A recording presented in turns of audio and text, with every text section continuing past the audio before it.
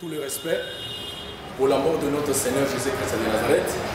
N'apprécions notre bien-aimé, notre frère, notre canal de bénédiction ce matin, notre frère Fortune Mala, en le pas nom de Kotobet, il est sur mon magasin.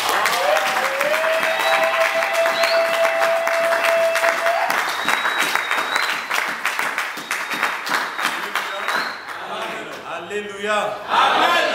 Zambé Azolokumu, c'est vrai.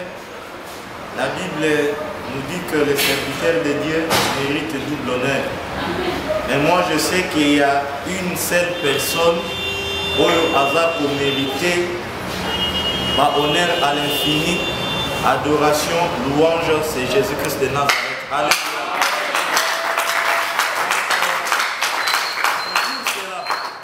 Comme Natelemi Liboso Nabino, au nom de Jésus-Christ, par amour, par respect, parce que je suis votre frère, vous y avez un applaudissement. Mais na sengi na bandeko to fani s'il vous plaît, to tomboli maboko na biso to telemi, pona kubete la oyo apesi ngana yo.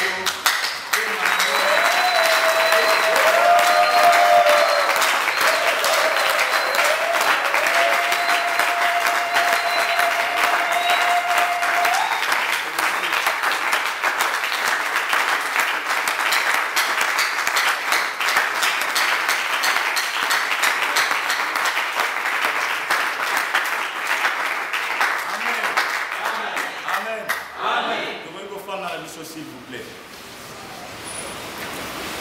Yesu Masia Azolokumu pona tango lelo. C'était vraiment très important parce qu'on a parfois tendance na kamwa molu ya mukie oyo nkolo aza kopesa na mutu selon mesure na ye. C'est comme si eza na ba propres efforts na biso. Voilà pourquoi apôtre Paul a repris koloba ete ce n'est pas à dire que nous soyons par nous-mêmes capables de concevoir quelque chose comme si l'apôtre Paul disait que ce n'est pas à dire que nous soyons par nous-mêmes capables de concevoir quelque chose. On dirait que non. Notre capacité au contraire vient de Dieu. Alléluia. Donc, Natomba Lelo, Nengen Alobaki Mutuo Azali dit, biso nyonso regard na biso ezala fixé vers lui, c'est Jésus-Christ de Nazareth. Parce que mutu moko te azana makoki ya kopesa solution ya moninga na ye mutu. Même ba parents na biso quel que soit ba bien oyo bakoki kotikela biso ezala ba bisika oyo baza limité. Voilà pourquoi la Bible ezalaki kaka na mutu moko oyo abetaki tolo alobaki ete boya na mikumba na bino epai na ngai. C'est Jésus-Christ de Nazareth. Alléluia. Amen. Encore une fois de plus, Topesi, Yo Oyo Ondimiko Yakati na Esika Oyo, merci. Parce que grâce à la présence na Yonde, nous allons honorer pour nous partager ma lobanza. To profiter aussi pour commissaire la salutation. Na me déplacer comme un rebelle ou soit électron libre. À chaque fois que nous bougeons pour une mission évangélique, nous aurons toujours bénédiction. Il y a des gens qui se réunir là-bas. Alléluia. C'est très important. Il y a des serviteurs de Dieu et maintenant, toujours formé une maison spirituelle, nous avons à la tête. Et nous avons sauté. Na États-Unis, na Canada, na France, na Belgique, na Afrique du Sud, bandeko baza ebele oyo balandaka bamateya bapartage na nzela ya internet, chaîne chrétienne na biso, na YouTube, vérité ou réalité dans l'église, bazalaki vraiment esengo ya koyoka que tokolekisana bino semaine oyo na Brazzaville, batindeli bino nyonso bambote, soki toyambi bambote na bango tokoki kobeta maboko mpo na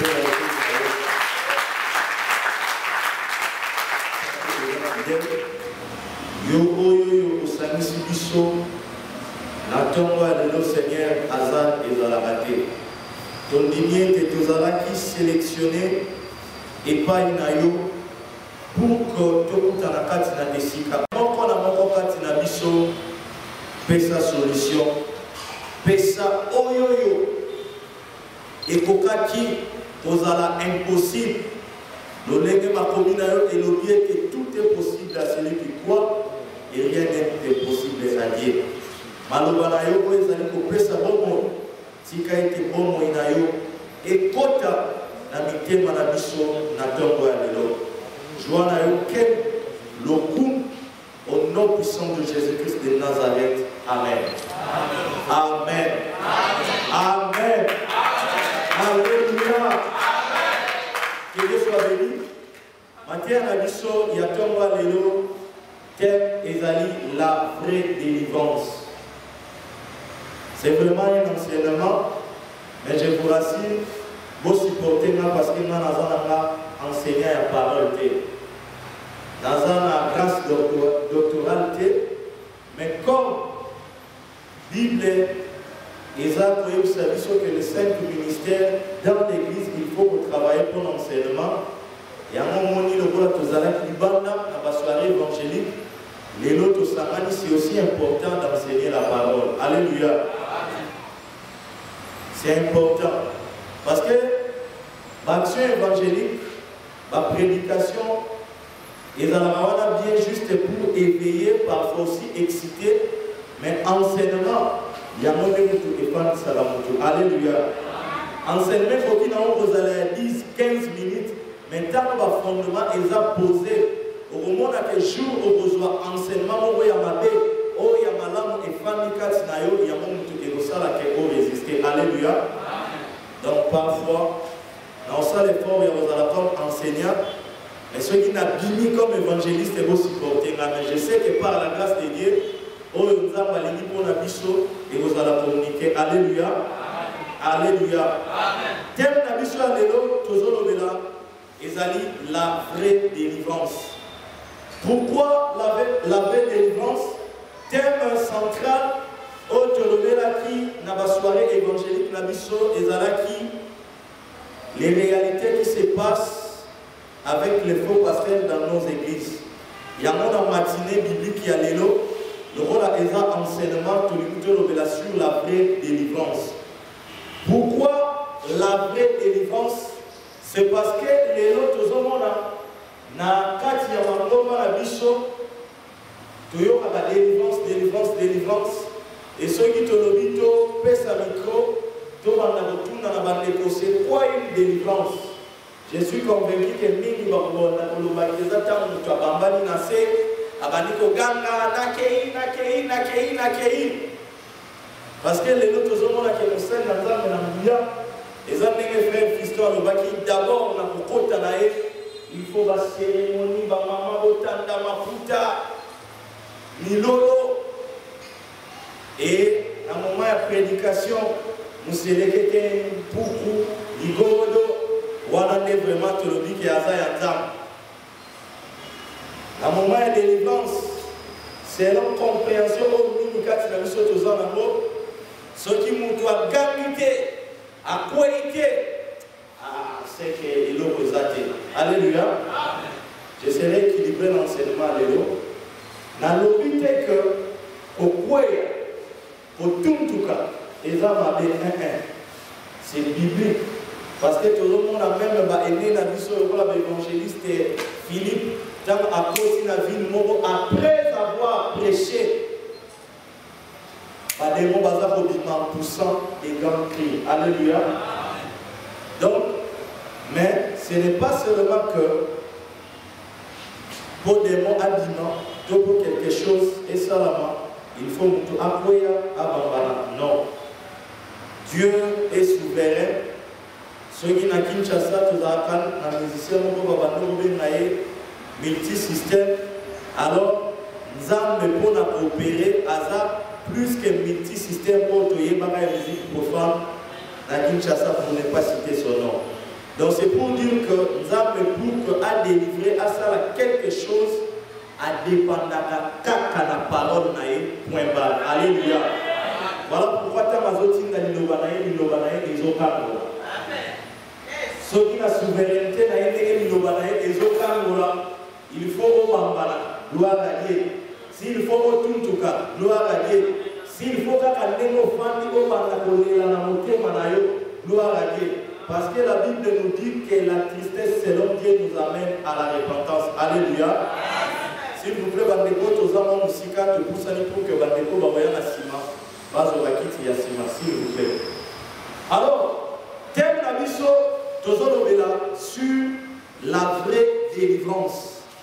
Pourquoi la vraie délivrance? Na outi ko expliquer yango que lelo église tozala ba confusion surtout na premier moment il y a délivrance. Or délivrance déjà eloko moko oyo tokoki koignore te parce que okoki koservir nzambe te soki koza captif. Alléluia. Yango omona même jour Yesu akotaki na kati ya temple ntango lecture ya loi ezosalama alobi lelo cette parole ya baécriture et s'accomplit. L'Esprit du Seigneur est sur moi. Il m'a envoyé pour annoncer d'abord la bonne nouvelle, pour délivrer les captifs. Alléluia. Délivrance, et dans la place où il y a ma casse, la carte, il y a l'église. Et puis, pour guérir ceux qui ont le cœur brisé. Moutou o moté manae, ezali na ba amertume, na ba souci. Je dirais c'est pratiquement impossible à mon ensemble. Pourquoi? Parce que Yesu a dit que vos cœurs ne se trouvent le point. Alléluia. Amen. Matthieu chapitre 5, verset 8, Yesu Massi a dit, heureux ceux qui ont le cœur pur, car ils verront Dieu. Donc ceux qui ont cœur naïo et la guérité, c'est compliqué. Il y a un moment où ils ont la moutoumsou, assemblé la carte, Nazan a battu la bidémie, ils ont la battu ça pèse à la mort, tu n'es pas délivré. Parce que délivrance, il y a Jésus-Christ de Nazareth et ça d'abord, à niveau de Moutema. Il y a un léno, par la grâce de Dieu, tu lui proposes ta profondeur, toujours sur la vraie délivrance. Alors, pour que tous aient d'abord la compréhension terre à terre, tu relèves la délivrance d'une manière générale, bon, tu as la vraie délivrance, la pensée biblique, où nous avons à l'église. Et ça va communiquer pour toujours comment d'une manière générale Togoki pour définir délivrance. C'est une action de quitter, virgule, changer ou encore sortir d'un lieu, d'un état, d'une période ou d'une circonstance à une autre. Alléluia. La délivrance, c'est une action de quitter un endroit, de sortir d'un lieu, de changer une circonstance ou une période. Alléluia.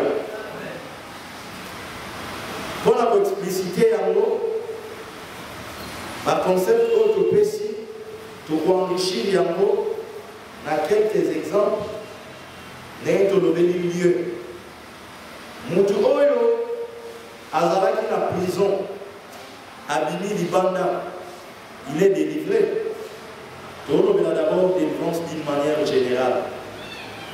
Donc, Azaraki la captivité à prison, peine na yotam aussi, ton autorité morale au bicoque, c'est bon. Yom toza chargé. Il y a des prisonniers nyoso na lobby bozulanga c'est tel bobi misaïli banda. N'est-ce pas que frère ou sœur wana zalaki en captivité tamabini libanda ozala nese? Oui ou non? Les enfants mais moment il y a délivrance. Et par rapport il y a état wana penzange oyoyo esala rage na ba église na biso. Ya mozo mona na banzembo koma lelo inspiré kaka pona mabala. Salanga na bala, Zambena, Biye, na bala, na botae, wanataba édition Zembo, wana mkono na mazo kitiste, na bala, na botae. Quand nous parlons de l'État, nous avons que Moutouo Azalaki célibataire, c'est une délivrance. Alléluia. Nous avons d'abord pour la compréhension et la délivrance d'une manière générale la vraie délivrance. Il y a un exemple, on a terre à terre. Il y a un moment qui a l'église, la mission mingi délivrance c'est comme un caca, tu bouges habiter vélo, des moyens célibat. C'est bien, ils ont une délivrance de mots, il y a côté. Mais enseignement, la mission de l'autre pour nous sur la vraie délivrance. Donc, n'est-ce pas délivrance, ils ont juste action, il y a pour quitter état ou soit lieu pour la circonstance dans la période. Alors, par rapport à la période, tu rappelles que nous avons une ignorance, la manque de connaissance, dans la connaissance, pour qui ça a été. Aza délivré. Alléluia. Voilà pourquoi même la parole nous dit que vous connaîtrez la vérité et la vérité vous affranchira. La personne que Aza affranchi, Aza éclairé, c'est-à-dire Aza délivré. Il y a un moment que dans le moment qui est, on veut mais dans la connaissance, je me suis dit, non, maman, tu mens, ce n'est pas comme ça. Oh, oui, parce que Azalaki qui est à Koli, n'a pas recherche, n'a pas connaissance, à comprendre que dans tout cas, le moment va peut-être pour me préserver, mais en réalité, les a été. Exemple, mon côté la terre, il y avait une sœur en Europe. Moi, je vais vous dire, maman, vous avez une amie. Moi, je vais vous dire, je vais vous comment après 6 mois, la rubrique mon vomissement. Ah, na sanzaki yobimi. Voilà, nous sommes pour préserver dans les détails. Après, dans le système, dans la France, moi, même il y a 5 ans, 6 ans, 7 ans, il faut enseigner sur la sexualité. C'est l'ennemi qui est derrière. Moi, j'ai eu connaissance sur la maman, ça dit les années malades. Avant, il faut expliquer comment la vie est moi la route. Moi, je n'ai pas à délivrer. Alléluia. Par rapport à la circonstance, tout le monde a surtout dans le pays d'Afrique, gêné. Chômeur. Les jours où nous sommes là, Tala baki de joie. Nzamba nanyo. Autant na bakomote ya kosakate. Donc mutu oyo alongwe la chômage azui musala, c'est aussi une délivrance. Alléluia. Donc voilà un peu quelques concepts ou aspects autolinga qui t'ont expliqué d'abord la délivrance d'une manière générale pour que tant que nous font vraiment la matière à la mission, tu comprends réellement. Alléluia. Donc, quand tu as la matière à la mission, passage clé, oyoyo, ils allaient le voir dans beaucoup au fondement, il y a partage la mission, ils allaient dans 1 Pierre, chapitre 3, 1 Pierre, chapitre 3, verset 18 à 19. S'il vous plaît, dans la mission, nous sommes dans la Bible. Tout temps, nous allons voir ce qui est commis. Dans 1 Pierre, chapitre 3, verset 18 à 20, nous allons commis. Nous allons voir 1, 2, 3. Christ aussi a souffert une fois pour les péchés, lui juste pour des injustes, mais ayant été rendu vivant quant à l'esprit, dans lequel aussi il est allé prêcher aux esprits en prison. Walezali, verset clé la mission. Maintenant, c'est quoi la vraie délivrance? Quand nous parlons de la vraie délivrance, pour nous, la pensée biblique, Oyonza Malengi, Tu comprends, c'est l'enlèvement. Alléluia. Tolobeli, délivrance d'une manière générale, mais puis sur le chrétien, tu as mis à part. Tu as que la délivrance générale, tu peux si il y a un salaire, il y a chômage, il y a un logos, il y a un kili. Même un bateau sans Christ peut expérimenter à vous. Voilà tu s'en as bisonios. Si quand tu continues l'enseignement à biso, où est concerné, biso va autonomie Jésus-Christ de Nazareth. Voilà pourquoi thème la biso de l'obéi la vraie délivrance. Donc, quand nous parlons de la vraie délivrance pour nous, les enfants de Dieu, c'est l'enlèvement. C'est-à-dire de la terre au paradis, de la terre au ciel. Laissez-moi vous dire, mes frères et sœurs, la délivrance, je vais expliquer d'une manière générale. Au côté qu'on a le chômage, aux une sala, c'est bien.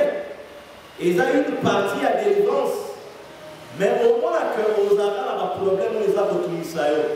Tant vous avez un problème, salaire aux autres, ils ont suffit. L'hôpital au Bali, au Bali, au Bota, au Komi, au soir, mon tour. Donc, au moment que délivrance, aux autres qui, ils allaient finalement juste, il y a temps et un pied. Au fur et à mesure, aux autres vivre, dans le cas il y a délivrance, mais aux autres toujours, pour s'inquiéter. Au Bali, les lots, au Komi, pour s'inquiéter, n'a bota.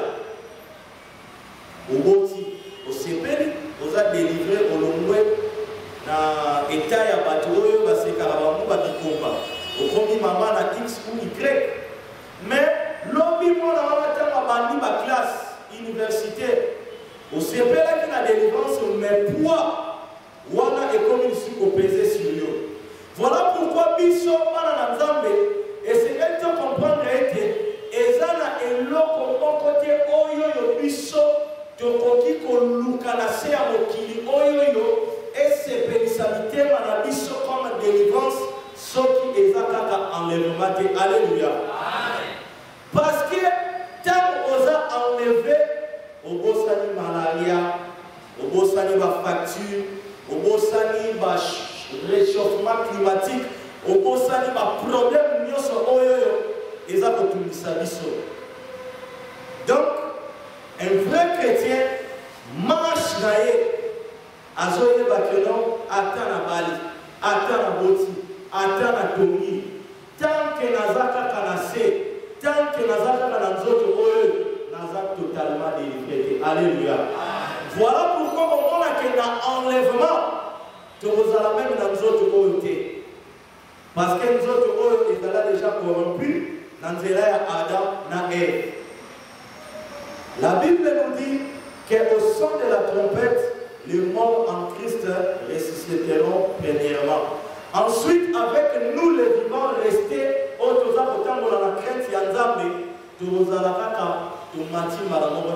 faut d'abord qu'on changer l'accord de gloire, l'accord incorruptible pour nous supporter présence Yanzam de la mission à Alléluia.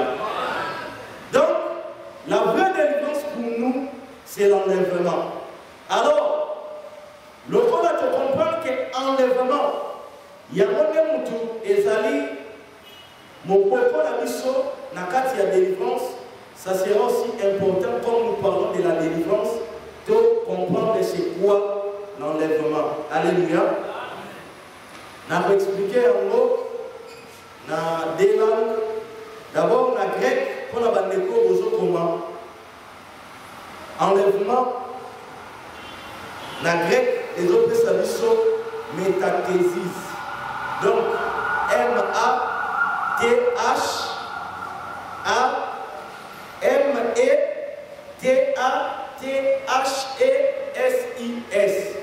Métathésis. La bandeko, comment M-E-T-A-T-H-E-S-I-S.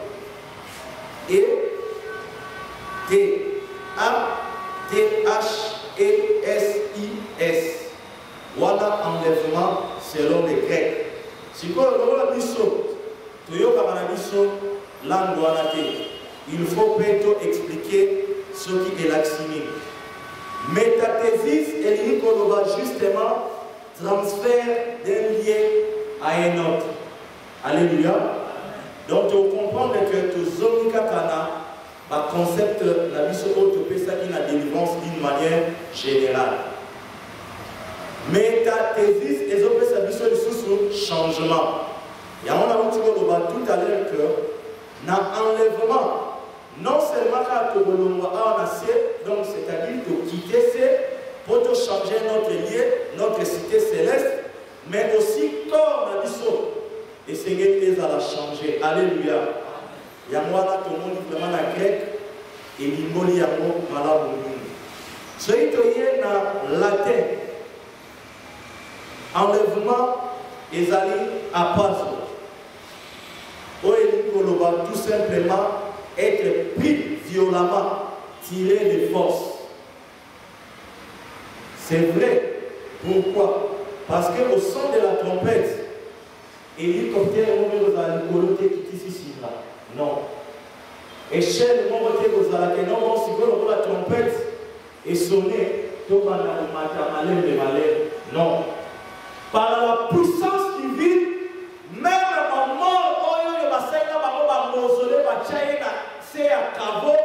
la Bible nous dit qu'il y aura tremblement de terre. Les morts en Christ seront ressuscités premièrement. Après changement, il y a corps. Il y a plus de enlevé. Bien aimé, tu as sous pierre tombale. Moutouana a servi à Bimi, Nabiso va vivant. Nous autres, la mission est transformée. Si vous avez peut-être si une trompette est sonnée pour la fanfare avec une banguiste, contre la chef spirituel pendant 30 minutes, tout le kakana nous autres, non! Bible les autres, sa mission tambour et au salama. C'est en un clé d'œil. Balobi na heure T, na minute T, na seconde T, na tiercité. Clé d'œil pour le bani. Ils ont été tous les Jésus sans matou, mais parfois tout le monde a monté. Donc à tout moment, ils ont sorti, au fandi, mis nous obéis. Donc ils ont une seconde T pour le Canada. Donc nous avons mis sur les salaboyés, n'est enlèvement et le salama. Donc résurrection des morts, changement, donc ce sont des choses puissance mon côté à Mokili et au Sala Yango. Donc vous allez enlever par la puissance divine. Yamara à pas de la terre, Bible nous dit que vous allez plus violemment de force tirer de la terre, tirer dans les airs, Tokutana, na Jésus-Christ de Nazareth, notre époux. Alléluia. C'était important d'expliquer ces choses en détail pour que tu comprennes vraiment vraie délivrance. Alors, nous avons toujours que tous les efforts, tu fais un fondement, il y a un apôtre, mais vous allez, malade mingi, tu penses à un passage clé dans la totalité que Yesu a Koufaki a souffrir dans Zoto et à Kendaki, côté à esprit dans la prison. Voilà un passage clé dans l'histoire. À tout moment, sur la zone, tout le monde s'en a rien. Si quand on s'en rappelle mon historique, c'est très important pour que tout développer matière à la l'histoire. Rappel historique, voilà, ils ont la 4e Malobalanza, mais dans Exode, chapitre 12. C'est très important. Exode, chapitre 12. Tobani la verset, prenez la 7. Et puis, tu sauter, tu peux aller sous verset 12, qui nous a 14 pour gagner le temps. Parce que le rôle des enseignements, toujours au moins temps et délai, pour ça, pour jouer les amis essentiels, la matière à la mission. Donc, Exode chapitre 12, à partir du verset 1er, lecture, Bandeko, Tosala, dans Exode chapitre 12, tu comprends que ezali ombre il y a badiloko oyo esengelaki eya et puis tu remontes la grandeur, valeur, la puissance il y a quoi il y a Jésus-Christ. Alléluia. Parce qu'on ne peut pas parler de l'enlèvement sans Jésus-Christ. Et on ne peut pas parler de Jésus-Christ sans la croix. Alléluia. Il a mis ça tout. Il est très important dans la vie chrétienne. Donc, le enlèvement, il est lié à la croix, il est lié sous la croix à Jésus-Christ. Il y a un Exode chapitre 12, tu l'as mis sur à partir du verset 1er. Ombre, c'est-à-dire image, moi, idée. Il y a Oyoyo et Salamaki pour que puissions par la grâce de Dieu expliquer la réalité d'amour en Christ. Parce que la Bible nous dit que les prophètes qui ont prophétisé touchant la grâce qui vous a été réservée, ils ont fait de ces choses l'objet de leurs recherches et de leurs investigations, mais malheureusement, pour nous, ils ont caché. Ils ont pour la bisso, dispensateur, il y a église, il y a grâce. Alléluia. Exode chapitre 12, verset 1er, qui nous la 7. Voilà. Dernière lecture de la bisso. Bible et bisso. L'Éternel dit à Moïse et à Aaron, dans le pays d'Égypte, ce mois ici sera pour vous le premier mois de l'année. Parlez à toute l'assemblée d'Israël et dites, le 10e jour de ce mois, on prendra un agneau pour chaque famille. Un agneau pour chaque maison. Si la maison est trop petite et trop peu nombreuse, pour un agneau, on les prendra et son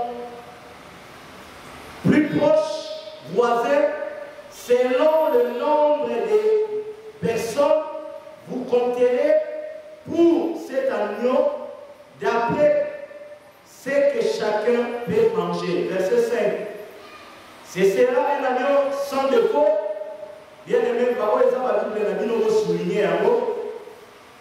Mal à Géléna, pour vous pourrez prendre un agneau ou un chevreau. Verset 6.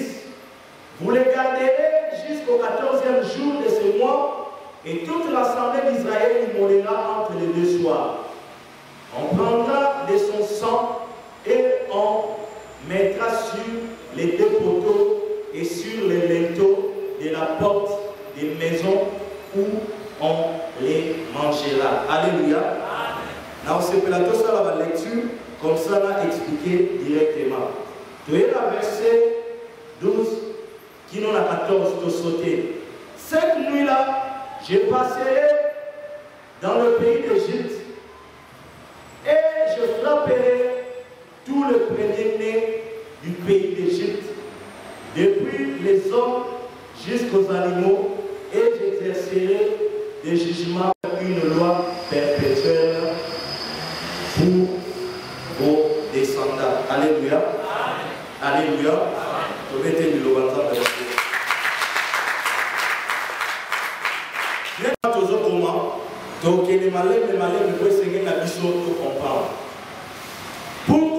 dit dans Exode, dans le Bible, tu as dit ça, ombre, il y a des gens qui ont dégagé la Bible parce que tu as dit un rappel historique. Pour notre peuple d'Israël, qui est en captivité en Égypte. Donc, je disais, na Israël, na mokili na mabele, ezalaki kaka na ekolo moko, libota moko, nation moko, oyo nzambe aponaki Israël. Awa sikonde te uti otanga bazali na captivité na Égypte, dans la bamotanga koki nzambe alobi ok c'est bon. Moi oyoyo nzambe apesi calendrier ya sika ekozala mpona bino mwa ya liboso ya année. Ndenge touti kotanga bozobima me na ordone bino babiloko nyonso totangi en détail. Bokozwa nyama moko azala sans défaut. Bokozwa ye na 10e jour.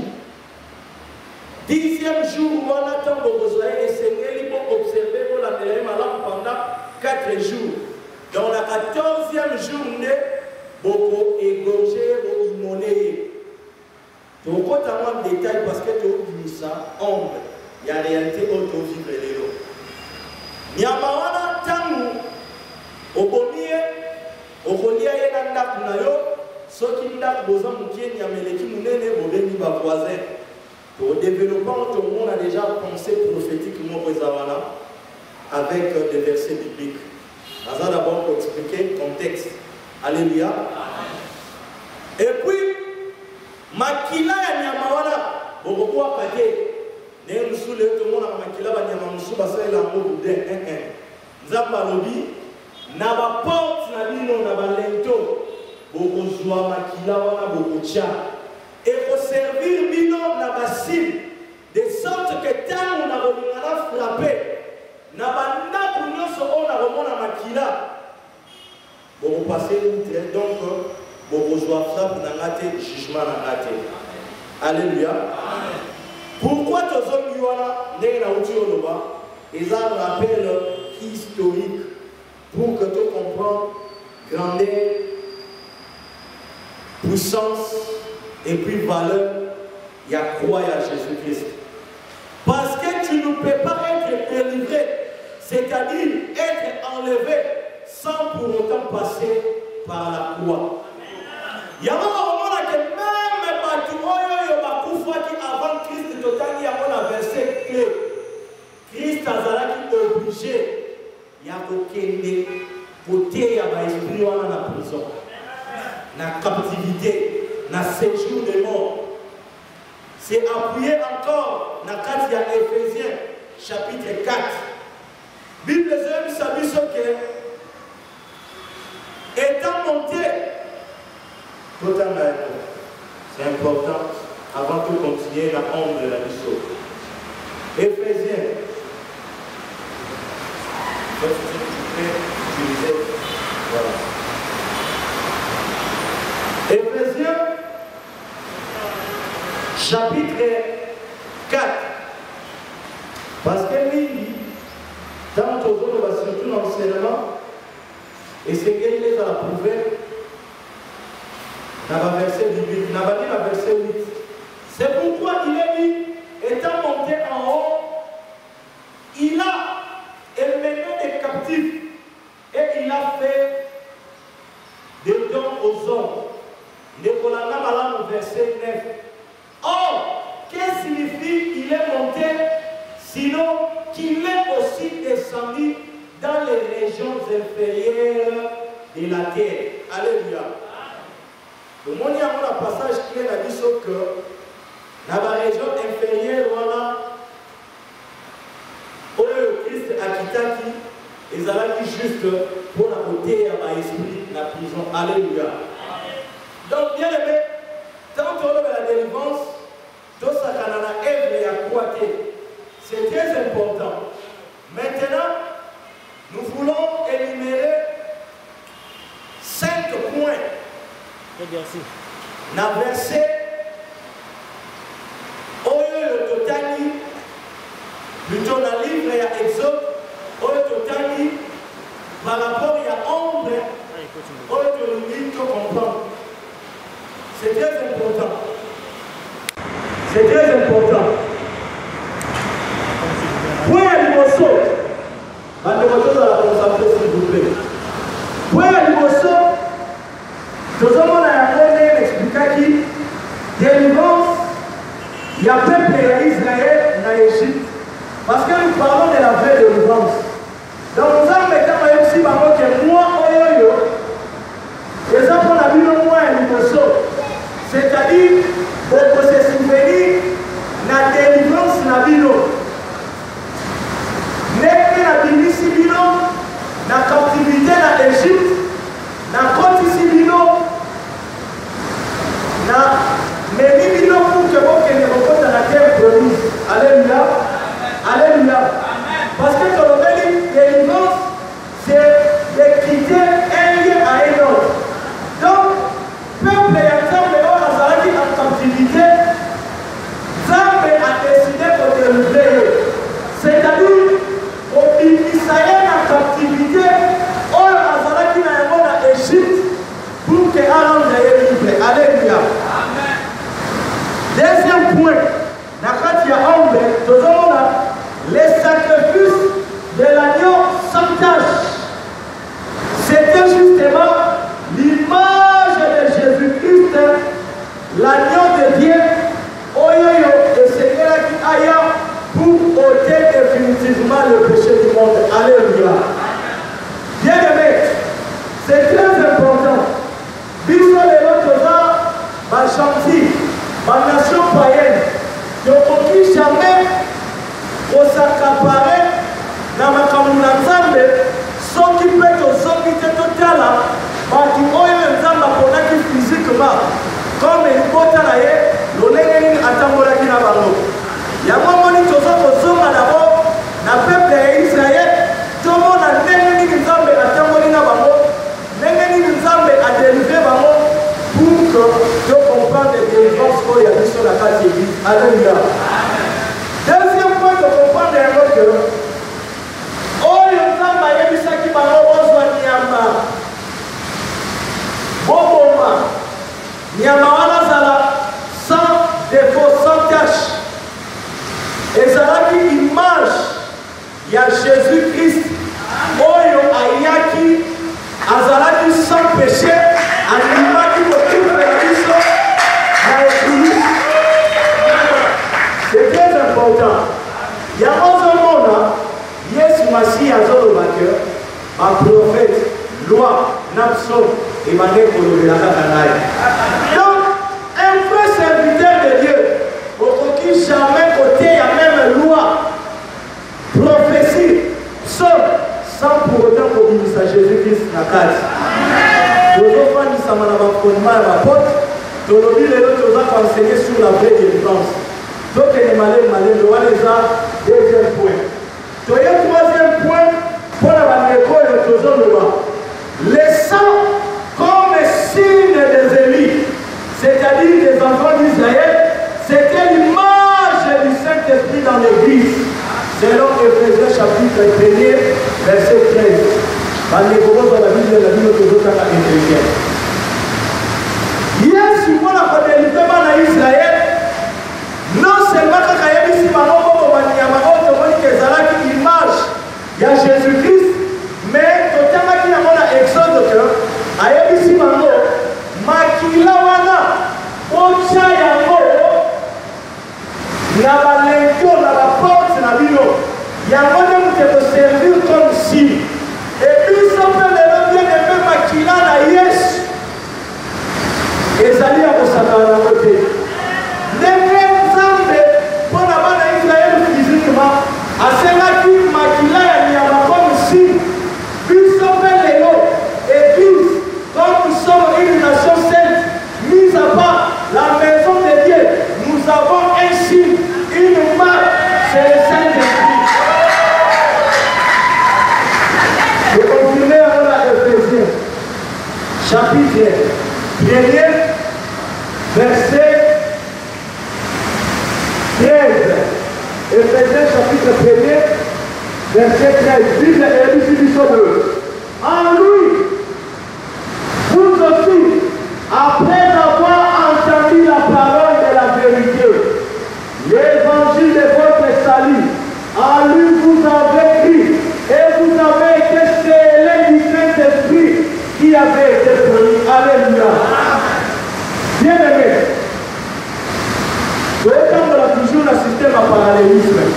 Bango babande kotia makila ya mwana na mpake na baporte comme si, mais biso lelo pour être enlevé, si on t'a fait ça, on reconnaître que Élie na eux, c'est le Saint-Esprit.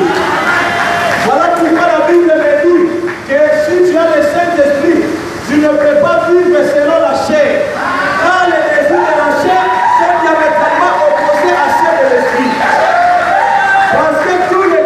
charnel dans le monde en métier.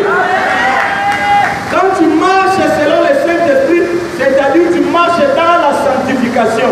Et la Bible me dit, sans la sanctification, personne ne verra le Seigneur.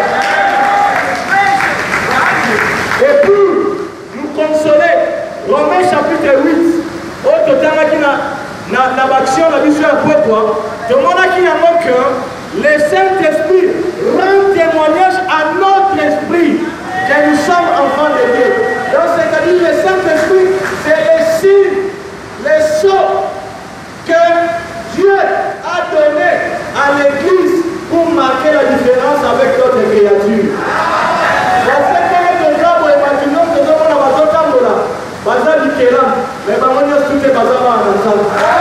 Autant que nous avons les plaisirs, puis les explications qu'après avoir connu la parole de l'évangile de votre salut, vous avez cru. C'est-à-dire, quand tu as accepté la parole, tu reçois le Saint-Esprit, tu es scellé. C'est ça le signe que nous avons aujourd'hui dans la vie. Alléluia. Makina d'ailleurs, aux gens attendent, il y a modèle de l'amour à tout moment. Parce que nous sommes pas là qui ont la norme à Golgotha. Quand nous devons reconnaître que Maloba, vous avez Yesu attendu ce qui va qu'il a naé. Au moment où Yesu montait ma naé, plutôt, automatiquement tu reçois le Saint-Esprit, tu es scellé. Parce qu'aujourd'hui à Golgotha, il y a plus cette foi, qu'il est dans la ressuscité. Mais partout où le nom de Jésus-Christ est invoqué, Dieu fait acception des personnes. C'est-à-dire, les sangs, les alliés physiques, il y a Niama. Dans cette alliance, les noms des alliés Saint-Esprit, ils sont tous les jours. Alléluia. Alléluia. Donc, ici, quatrième point. Les poteaux où les dons symbolisaient la croix de Jésus-Christ. Alléluia. Nous parlons sur la vraie délivrance. Dans le Maroc, on ne peut pas dissocier l'enlèvement avec la croix ou encore avec Jésus-Christ. Donc à tout moment, tant que l'on a l'enlèvement, nous avons la croix et puis nous avons Jésus-Christ. Donc, pour tout, qui faut faire porte pour la mission prophétiquement, ça symbolisait la croix de Jésus. Tout le monde a un mot à profondeur. Pour te faire expliquer dans le ombre et l'image, pour te comprendre les grandeurs, il y a Ève et la croix. Parce que bien aimé, ceux qui vont comprendre les valeurs, impact, puissance, il y a Ève et la croix, tu ne pourras jamais te sanctifier. Alors, nous devons aller une croix, comment vous allez enlever? Donc, pour dire qu'on a pas de délivrance terrestre, mais la vraie délivrance autre à l'élo, pour dire qu'on n'a jamais de délivrance. C'est pour cela, c'est important de marquer. Nous sommes dans Exode, chapitre 12. Soyons concentrés, bien aimés. Nous, là où il y a une pièce à là, nous avons toujours le Seigneur pour la raison de la bénédiction et de la santé. Bien aimé, laissez-moi vous dire, peut-être un pasteur ici va me contredire que faire. Dans la Bible, tout le monde est nous là, signe il y a malédiction, il y a la verset. Au Yem-Samani, dans l'histoire de Noé, c'est juste une parenthèse. Quand nous avons abandonné Mouki, oui, c'est vrai. Pourquoi? Bible ce qui arriva au temps de Noé arrivera de même à temps aux alliés avant vraie délivrance, c'est-à-dire enlèvement. Nzambe ayebisi Noé atonga masuwa batu babongo bongo na mutema. Tantango ekoki Nzambe atimi mbula efrape eboni mokili mobimba. Mais Noé na libota na ye 8 personnes na banyama bazalaki sauvé. Donc cela veut dire que mbula oyo prophétiquement c'est un jugement.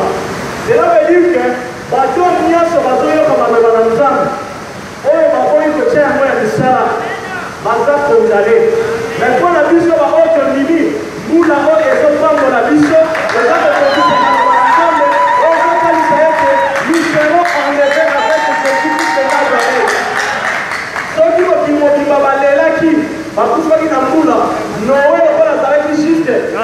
libota na ye bandimaki. Voilà pourquoi la Bible dit, crois au Seigneur Jésus-Christ et tu seras sauvé toi et ta famille. Donc cela veut dire que ceux qui voisins na yo, aboni na ye se sont la fait, bundako na yo na libota na yo. Donc il y a un bout là-haut, ils ont dit pas que tu sais que tu n'y avais que mieux sur ma gauche.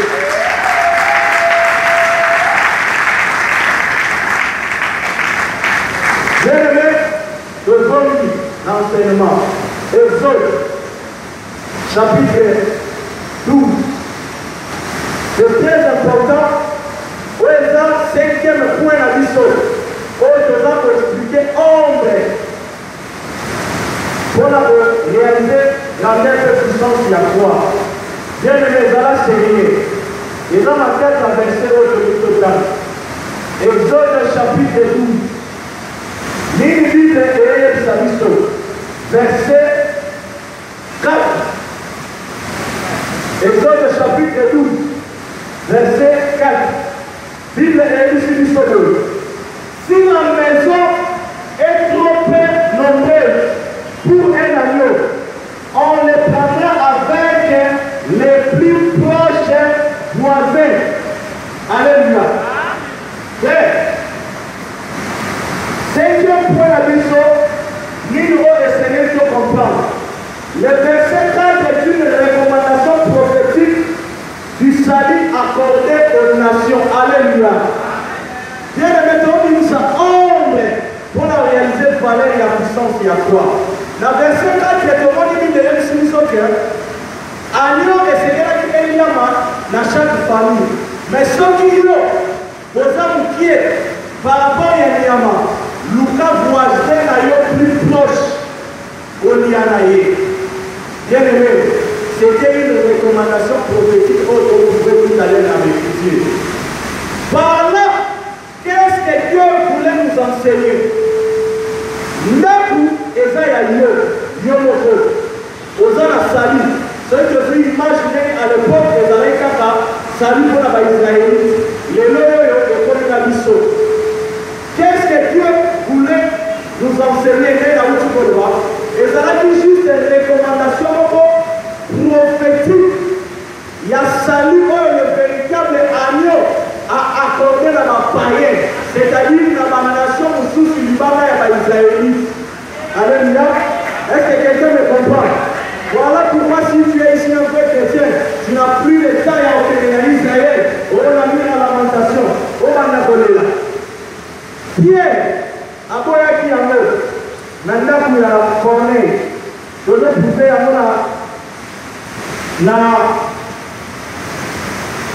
la Acte, chapitre 10, verset 44 à 48. C'est très important de faire l'amour. Acte chapitre 10. Acte chapitre 10, verset 44 à 48. Bible et Élisée, oui. Acte chapitre 10, verset 44 à 48. Bible et Élisée.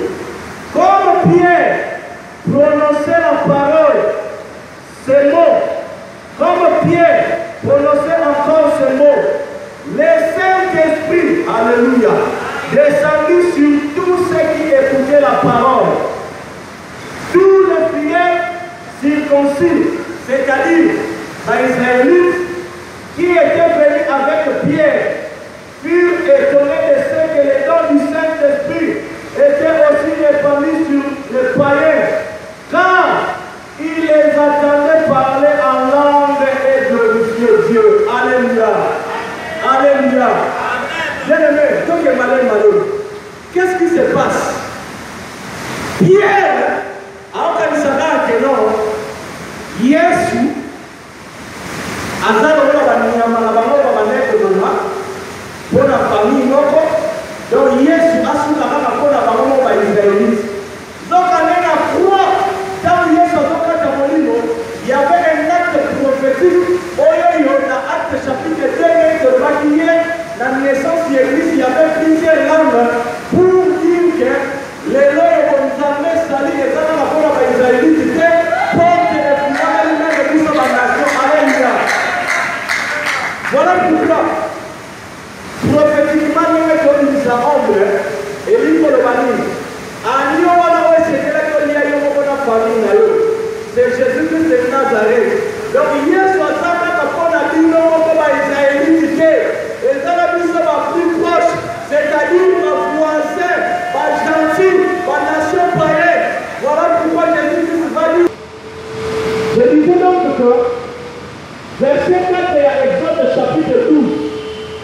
Exactement que Niama, n'est que ce qui n'a pas besoin de pied, vous avez ma voisin, et ils ont souvent pour la vie de mon côté.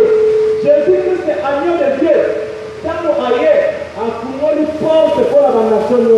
Il y a un moment où on a tout continué lecture, Bandeko Oyoyo, Bazalaki, Napier, Baïsaïlite.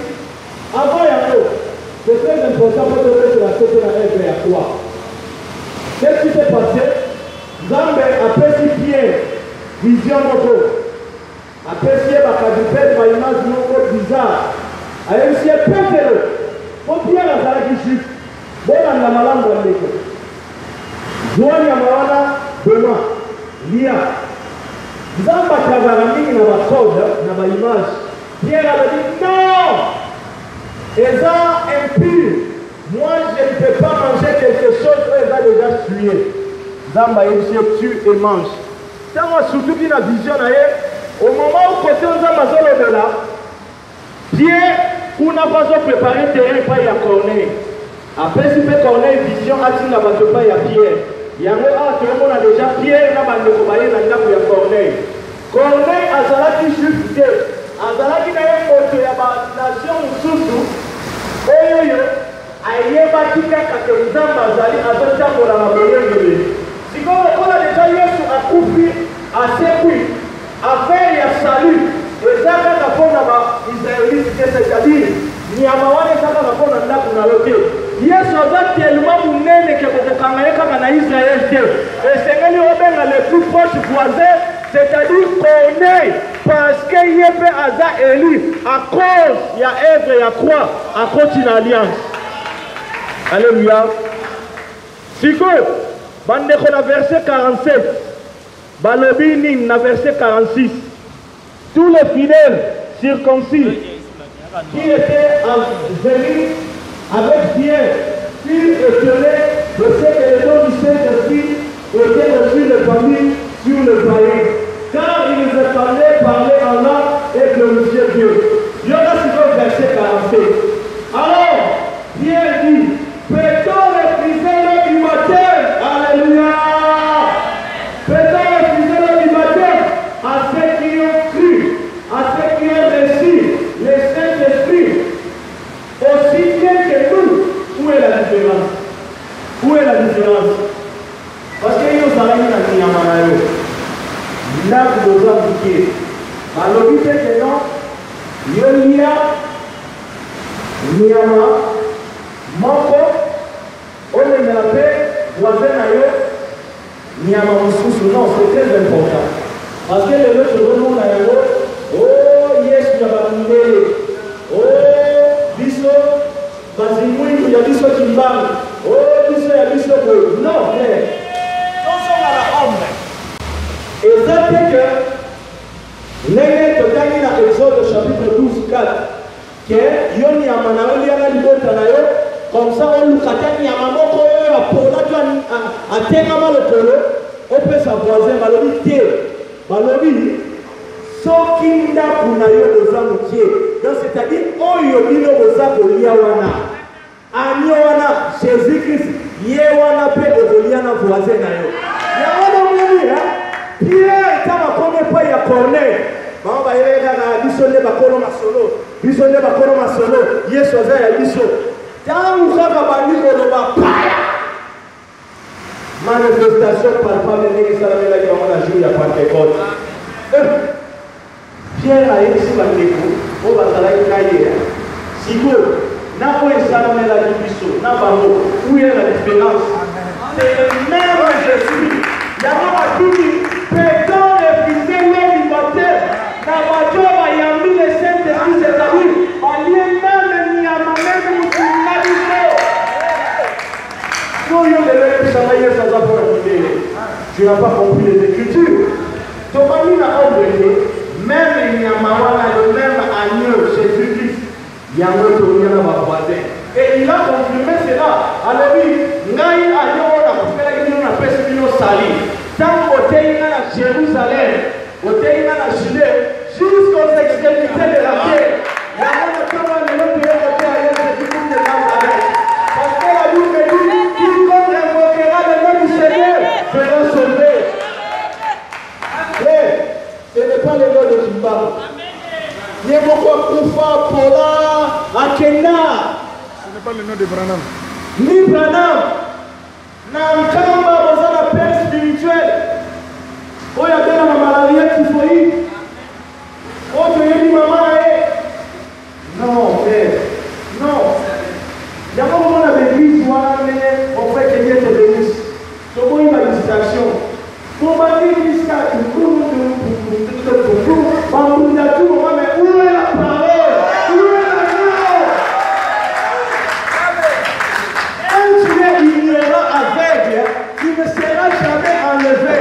Donc, il y a un concept qu'il y a délivrance. La délivrance, c'est aussi le sortir de l'ignorance à la connaissance. Nzambe tata, Nzambe molimo, Nzambe diangenda, Nzambe tata. Non. Frère, baluka Bible na bango, batika biso na Yesu na biso kaka. C'est bati aussi ma Bible. Biso peut occuper bango te peut lire baza la kaliba ya Bible. Mais au moment où baza ko bien bela na kombo na Yesu, de comprendre l'écriture pour la faire du parole de la Bible. Hosanna. Yesu agneau akufi. Yesu agneau akufi. Parce qu'on y a de comprendre un peu, non seulement dans la Yoruba israélite, mais même dans la nation Moussous. Donc, nous comprenons un peu que Paul et l'homme sont dans la délivrée. Nous allons la Congo ressusciter. Alléluia. Ceux qui ont dit qu'on y a l'agneau véritable, Jésus-Christ de Nazareth, peu importe ta maladie, la Bible me dit, il a reçu le nom qui est au-dessus de tout nom. Ce n'est pas le nom de fortune, c'est l'agneau de Dieu. Qui porte pour la nation.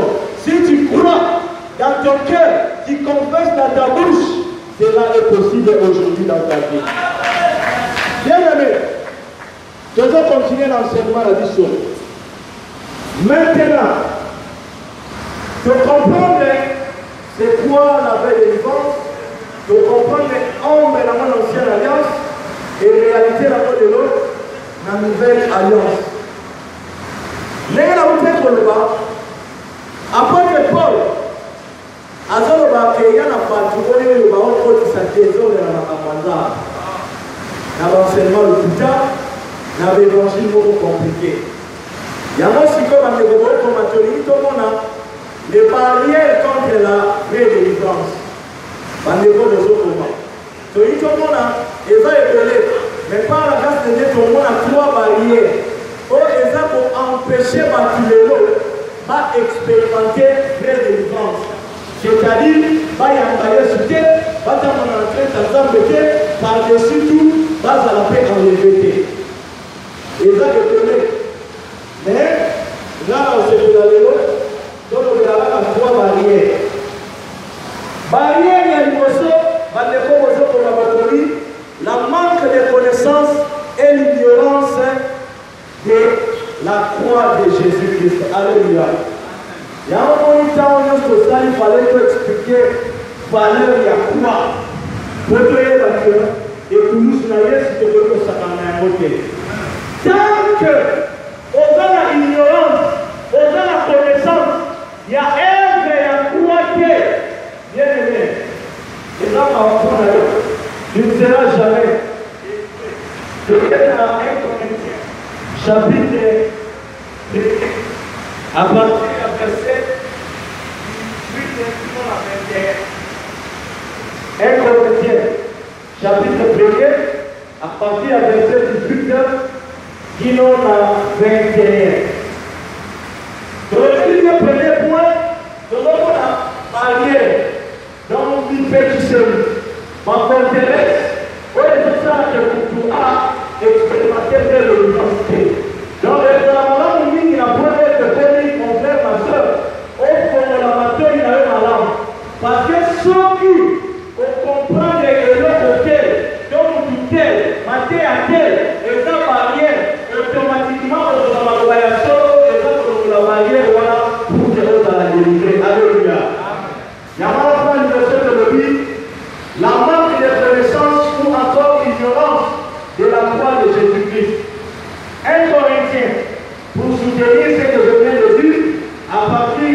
Matthieu 18, 10 à 21.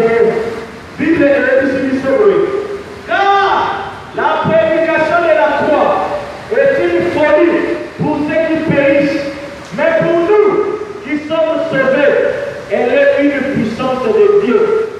Aussi est-il écrit, j'ai détruit la sagesse des sages et j'en ai attiré l'intelligence des intelligents. Où est le sage? Où est l'esprit? Où est... Car, puisque le monde, vient de le souligner verset 21, car, puisque le monde, avec sa sagesse, n'a pas connu Dieu dans la sagesse de Dieu, il a pris à Dieu de sauver les croyants par la folie de la prédication de la croix. Alléluia. Alléluia. Tu es toujours na ombre avant que tu aies le bah eux ya mikie tozala bango lelo tozonga na bango moko ba oyo place masolo bandaki. Bible ezobisa biso ke bascribe bafarisien bato ya mokili oyo na sagesse na bango bayebi nzambe te, yango na nzambe alingi akonfondre bango kosauve bato na folie ya croix. Alobi sagesse na bino mayele na bino oyo bose vante epa nanga ezali folie. Bien aimé, Jésus-Christ aza le tout-puissant tobetela ye maboko. Tolanda très bien moko oyo nalingi naloba bien aimé. Manque ya connaissance ya croix dans la vraie pensée de Dieu, on ne va jamais enlever. Parce que Paul a dit que la prédication de la croix est une folie du moment pour ceux qui périssent, ceux qui n'ont pas reçu la révélation. La lettre tue. Ma juif, ma lettre. Ma commis, loi et ce qui m'a dit. Moutounio soro akufi na ekulusu azam modi et de menaye et koki meme olala na mboka te pona ebande komema malédiction. Si vous na place ma consulter ma prophète baluka ko saisir ta ya nzambe parce que pour réfléchir à Esaïe tant ça pour prophétiser sur Christ alors très bien que Sengeli, même quand Philippe a expliqué l'unité chauffeur, c'est par rapport à cette histoire. Babema qui est le rôle à Nyoko de la boucherie, à Kanaki Monoko, à Loba qui a été, Babeta qui était. C'était déjà une prophétie par rapport à Christ pour assurer du ce secret qui a passé la croix. Mais, Bajouf, malgré Bazalaki dans la loi, Bayebi que discerner tenté. Bien aimé, tant que vous soyez, avec Salamo, et toujours ce temple, je le rebâtirai dans 3 jours. Par une petite Kéba, nous allons demain. Avant que Abraham, papa n'a vu nos pour lui, sa casa, Nana Zalaki déjà. Nous allons quitter yo, au bout de c'est pour cela, même les dotés à vous, ceux qui ont la Saint-Esprit, tu vas rien recevoir. Parce que les accords sont abyssaux. Ce sont des choses spirituelles. Oh, ils ont émana éma. Il y a un moment où tu me soucies à ça, on a un moulin à la quai de la lame. On ne peut pas au coup flipper, auquel il fait l'eau. Parole sans esprit. Et ça, nous qui manquons en retour contre l'homme, la lettre tue, mais c'est l'esprit qui vivifie. Manque de connaissance sur la croix, et ça, on va m'atteler. Ma juif m'a dit, ah, bien aux hommes, baron, yes. Parce que quelqu'un a eu assez de la rabattre qui fait ça, la vache qui se met les boucaniques. Il faut me dire à Joseph. Ma fille m'a dit que qui était. Ah! Oh, maman, vous avez battu que dans la crise, nous avons déjà savé qu'il match naïe. Maman, on a Joseph, na Marie, na Zé. Nous avons Joseph batikala koyeba marité. Il y avait l'ombre du Tout-Puissant, le Saint-Esprit, Oyo éprouvé Marie. Donc, comment on a fait? Moi, si Joseph et nous avons allé au Azawana, Zam et Alatin d'autres qui ont Marie. Alléluia. Donc, par contre, on est dans la calcul, on a dit que ça va vite. Il y a un moment qui m'a écoulé. Batali makamunyoso, nene to mona kiwana, 4 jours, c'est 4 jours, on a l'observation pour l'anglais bien. N'est-ce pas Yesu, tant que bakanga qui est baboma qui est marmo côté. Allez qui côté bachar michier. Pose village à Sukuni Maboko le dit non non sommes dans l'anglais kambumo côté. C'est-à-dire Aza sans péché. Kuna te mona qui agneau sans défaut. Est-ce que quelqu'un comprend? Amen.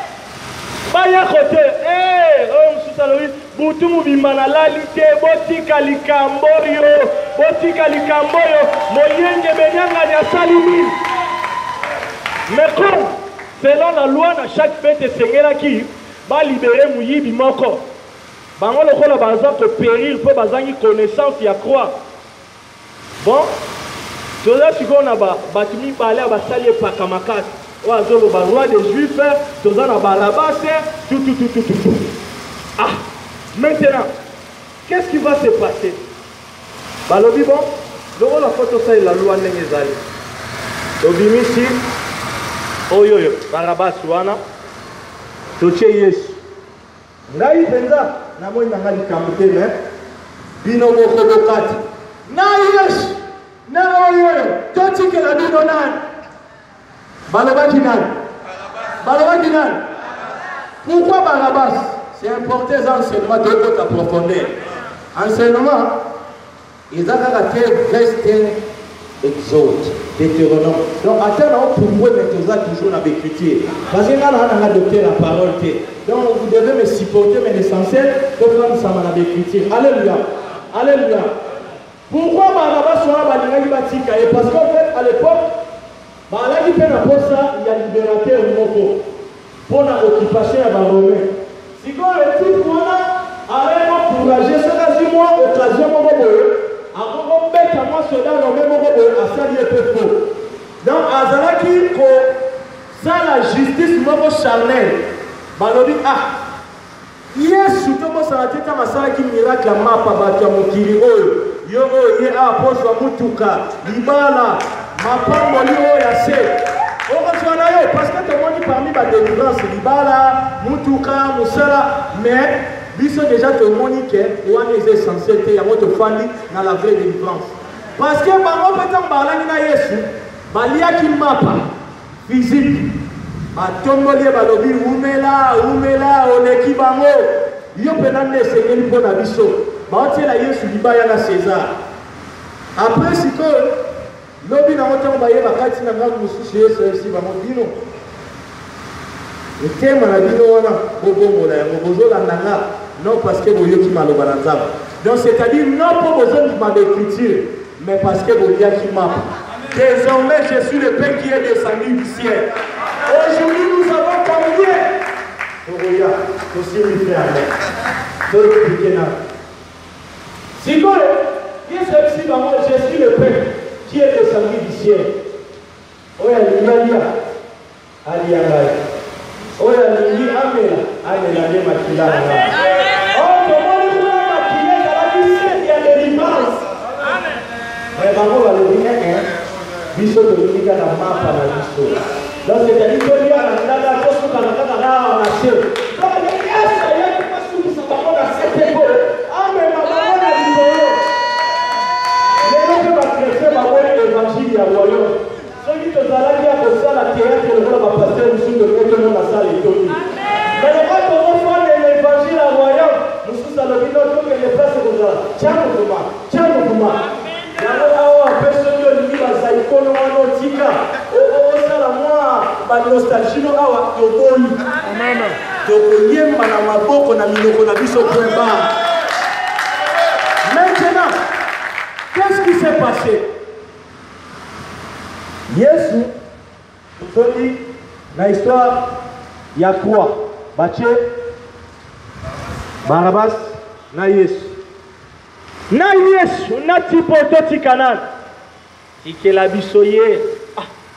Na Yesu, na tipo toti kanan. Tike la biso mutu na biso. Barabas, écoute, abomaka quand même. Malam kusoto tike, malembe, malem. Nene bino bozo ko compter na balidere na bino. En tout cas, Yesu ka bengani tel. Mboka oyo ekobonga. Zelaka ka kebonga. Batu baza na poto na États-Unis baliaka bien mais baza na posa Yesu. Yo za a olio na Yesu comprend. Mutu aza na ba condition malamu na poto, aza na besoin Yesu. Yo siko awa déjà ozui Yesu, olio osimba ye yo non. Nala ndakaka nana ko domisa Kongo, nana ko zomisa boy. C'est bien, mais ce que soubili kaka wana, okobonga na ona Kongo, okufi pe keli felo na Kongo na yo. Mais biso tolata te. Nous savons que nous avons des maisons dans notre cité céleste auprès du Père. Parce que Yesu Massia Lobaki, je m'en vais au Père pour vous préparer une place afin de placer au Ranazali du notre beau. Alléluia. Bien-aimé, pour comprendre Yango, il faut oser la connaissance et à croire. Si vous avez Paul a dit que la prédication de la croix est une folie pour ceux qui périssent. Bango basali balobi ah. Jamu batuni na Yesu na toti kanan. Boka ka Yesu ne kutu. Balobi biso tokoni na biso lo moko ya mabete. Loko la bino moko. Bondimi makila na ye ikokita likolo na bino. Yo kaba twango pe za na yo tela bango ba ya ngo pe ku yelo ba zo yo papa balobi esu ala ba na biso ke tina ba na biso yena na ku fa ba kene musu sera lo yo lo ba yo za mo mi bi sa yo mo na zo ye ba te ko za ka lenga za la kwa na kwa na popo wa zo ko tsamo na kelo na za parce que c'est que you know za la ka côté na yo. Ce soir, tu seras avec moi au paradis. Donc, c'est pour dire que le chose de l'esprit est la folie, est la kanga. Pour la bateau, la sangrie. Il y a un moment dans le temps que nous pensons avec l'écriture, que il y a ici parce que la Bible est plus d'actualité. Ma pasteur qui vit jamais, on lui a mis sauté. Donc, il y a beaucoup de fois qu'on a avec l'écriture, il y a raté. Kaka, et c'est une chose. On y a à chaque moment, on a versé et c'est une nation. Donc, la prédication de la croix, première barrière, est une folie pour ceux qui périssent. Mais pour nous qui sommes sauvés, on doit sceller la Saint-Esprit. Elle est la puissance de Dieu. Alléluia. Voilà pourquoi, frère, il faut croire en nous. Parce que Bible est notre de la mission de Jésus-Christ. Alors tu ne peux pas parler de Jésus sans pour autant que l'on a un à quoi. Il y a un moment dans Exode, tu dis ici Christ, na croix et puis agneau. Na machila na yemo et sopanaki pour mission de l'autre à la délivrer. Alléluia. On avance.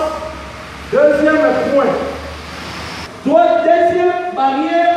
Le faux pasteur, toyez dans Matthieu, chapitre 24, verset 4.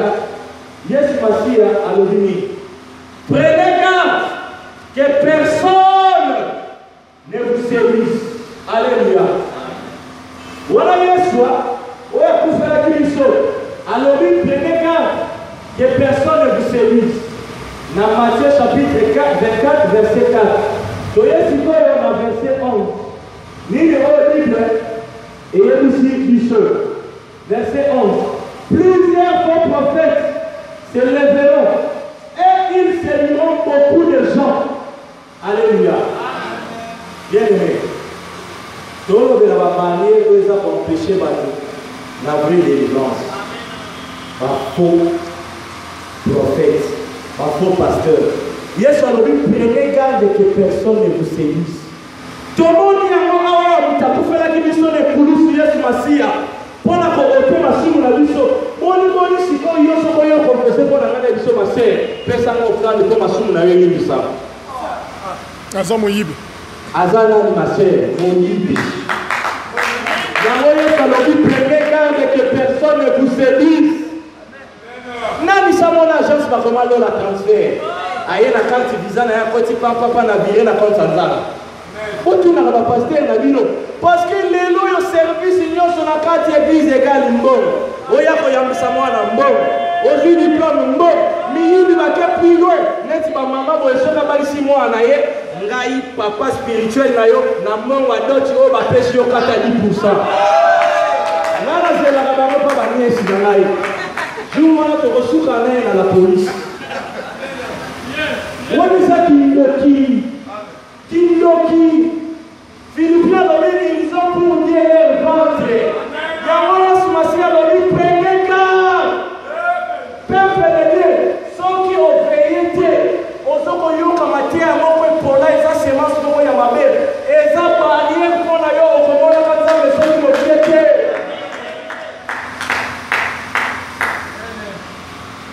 comment mutu aza na mai na makila lokola yo soki azolekana papa mama enga mibali oyo bapesanga kanda na basi lokola bamamo ngai bayemi kutino bamalela bozofukamelaka bango au moment où bible ezoyebisa biso tout chez nous fléchira devant le nom de Jésus.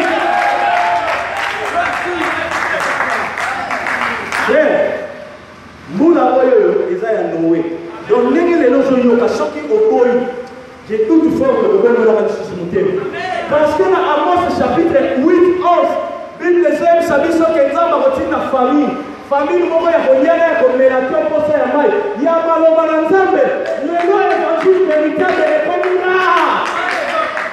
kozala aplodi emopa ya bato zala na yo moyibi estro okintemaka oza le bienvenu mais omoni kaka ndenge Noé bazalaki sauve mokie ndenge biso mpe lelo toza mokie mbula oyo ndenge ezobeta soki okomoni motema na yo te okobima libanda okokufa na ngai yo nzambe atili mpona kokoma mokili tozolobela barrière responsabilité ya liboso ya Matthieu 24:4 tu dois veiller ma soeur mon frère papa maman ke ndenge naza boye autrefois nazalaki sans Christ ndenge nayambi Yesu boye moto moko takoki koyela évangile moko oyo eza clair te alors po odetete yango kaka babible botelaka me yo ozelaka na église kaka soki ekomi kaka na moma oyo ofrande action de grâce wana yo oye na baplante na yo okobetaka 3 tours non parce que bato bamonake non ozosunga me wana tour aliboso ntango obeti babia tolakisaki bango biloko ya moto turo siko mpo bamona fondation frère mais comment na yo soki neve ya niarkose bosalaka badefile de mode na bino na église oyo koluka nini leo twana bakretien mosusu abaka chemise osi na lati yango mingi na oya lisu priere te babengaka mpe barediffusion mpona kotisa mai ya sika ye bakozala na chrétien te ifote na mosuni ya bata tokomondela Yesu na sia alléluia parce que nous avons compris que notre avis véritable c'est le Dieu de Dieu et le Dieu. Oh nana lati 3 pièces super 1500 yo na été à commande spécial et yo 600 1500 oh na la tu weston mon ko yo ko ma commande na na 10 heures na la tu na 12 heures so to c'est la wo yi o to na mundini atoswa parce que la biso les bandits ya gege ba fina na ngai o sakana tika yo konda za tele yo ya biso asa ya nzambe aza pasteur simali soir wana mimi nataka na wote ndio mimi tukaona climatiser oye sana na watu maboko mkini ya Mungu tezo sala gloire ya pasteur na bino donc wana za Mungu ya Yesu ya za Mungu ya pasteur na yeye Matthieu 24, chapitre 4. Prenez garde que personne ne vous séduise. Papa, maman, toute pratique qui ne cadre pas avec les fondements des apôtres est à rejeter. Ata émission na Ousaki Jeune il y a 1500 jours. Ce n'est pas notre affaire. Donc nous savons sur l'écriture. Parce que l'intimidation est dans ma casse. Na matière il y a jeune, mais on peut pas jeune par contre na raté. Na matière 24 11 Monique, plusieurs faux prophètes vont se lever. Surtout quand on a les mandats, Joye et pas y apôtre Pierre. Peut-être le Bakako y est souvent comme Tate Yachango, ni apôtre Pierre, et né na biso, Azoé Bisabiso. Les rois monnaie à côté de Rosumabiso, nous en a 2 Pierre chapitre 2. 2 Pierre chapitre 2, verset 1er. Il y a eu parmi le peuple des faux prophètes, et il y aura des mêmes parmi vous des faux docteurs. Alléluia. Il y a eu parmi le peuple des faux prophètes. Na Israël na utikolo bezalaika kao et il y aura des mêmes parmi vous la wap na kati ya église pour avoir des gens qui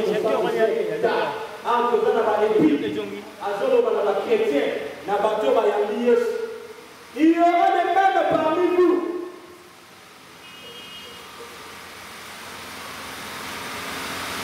Il y aura des mêmes parmi vous.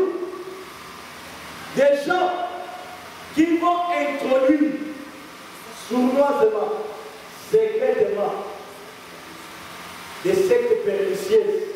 Et dans cette version, ils vont réunir le maître qui les a rachetés. Donc on comprend que comment ils ont avant ça et l'autre il faut que le pasteur n'a ça n'a aucun fondement biblique. Là il a ça que l'autre côté ce qui a sauvé notre papa n'a pas molli monté. Il y a un jour que papa molli maman a beaucoup failli le permis. Mais lui sont rien dit. Papa n'a dit ça. Jésus de Nazareth. Le Dieu de tous les esprits. Il est le même hier, aujourd'hui et éternellement. Il ne s'ordonne jamais à Koufamanaye pété. Il y a un moment où il y a un problème que je ne sais pas. Pour moi, il y a un Koufi de l'eau. Il y a un Koufama Sekwaka à Rosé Boussanaï.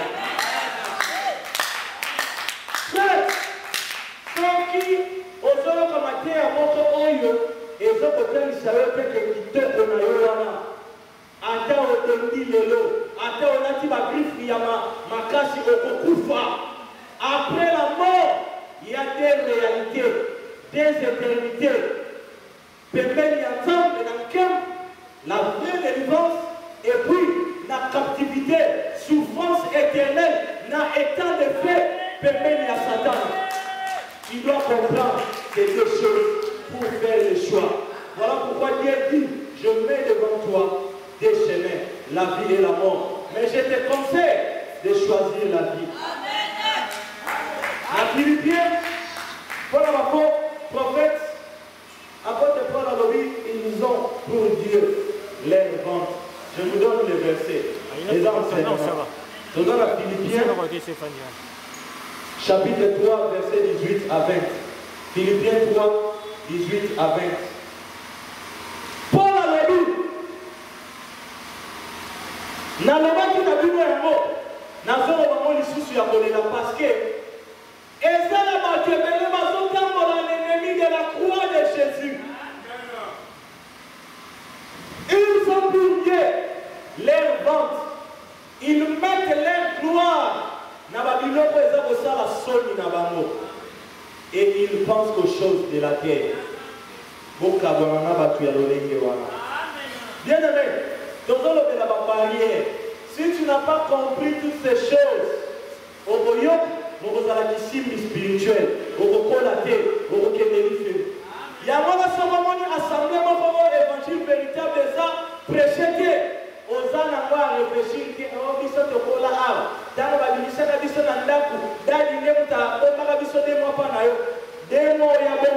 éternité pembe na nzambe tokani soki dadi na yo asimbi kisi aza na kindumba alingi akushe na yo aboma libala na yo kima ye soki oboyi etali Bible yebisi biso to se séparer na bato ya lolenge wana to prendre part na misala bango mabe te oyebi frère moko aza wana alingaka basere akushaka na bango azosala badésordre ancien diacre pasteur ne jugez point ne touchez point mutu na mutu nzambe nde akosambisa ya ye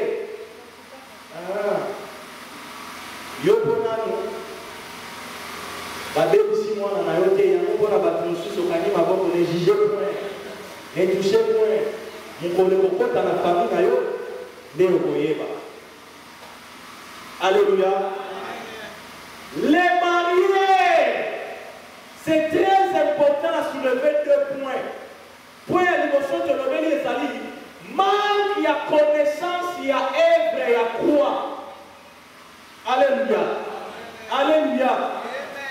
Il y a un moment où pour que tu comprennes un moment là. Juif belé, le jour où à Koya, vous regrettez, oh, le Messie, tu persécuta qui, tu filmes qui, tu l'oba qui, tu journaliste criminel, oh, qui est Messie à solo. Alléluia. Donc, tu comprends les mots sur l'église. Pour la connaissance, il y a œuvre, il y a quoi d'abord, il faut avoir le Saint-Esprit. C'est-à-dire, pour accepter parole véritable, autant pour la crainte, il y a ça. Parce que, donc, qui côté la main, que je t'ai à ceux qui ont fait le Saint-Esprit a éclairé. Et ça, alors, on va dire les gars, les autres, les gars, pec, pec, pec, pec.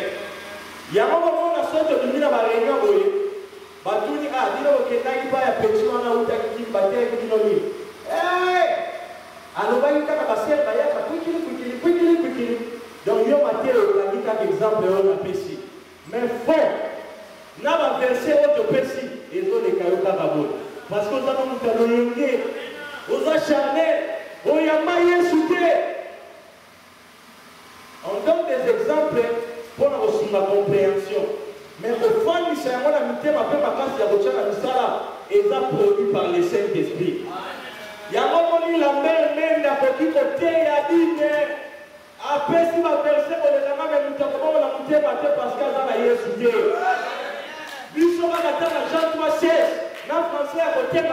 Mais si tu as le Saint-Esprit, Dieu est capable de toucher les cœurs d'une personne à notre frère.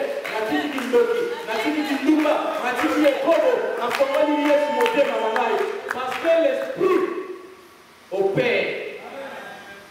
Yesu a dit à moi, mes brebis entendent ma voix. Comment vous allez identifier brebis à Christ? C'est lorsque tu es scellé dans le Saint-Esprit. Si nous avons dit ça, quand on fait Yesu, tu vas mater à eux et vous les canaillons quand vous voulez. Il y a un la Chabisoni. Pasteur, la Bisoni à terre à la terre. Il y a frère à mon âge. À combien d'années de ministère? Na bishop na yo wana ya 80 ans de ministère. Ok, et na yo felo.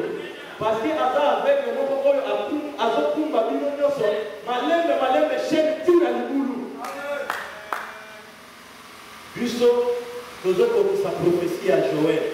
Dans les derniers jours, vos fils et vos filles prophétiseront.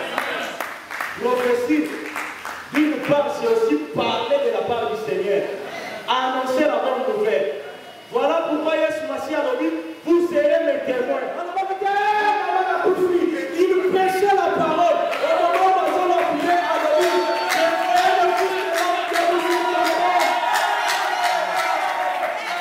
pourquoi? Parce qu'il a dit à la Koufi, au son de la trompette, je serai délivré. C'est ça la vraie délivrance. Moutoua est bien que Christ a la délivrance na passe, na bichem, na kozam, na besoin. En petit carrière, c'est celui qui est piégé.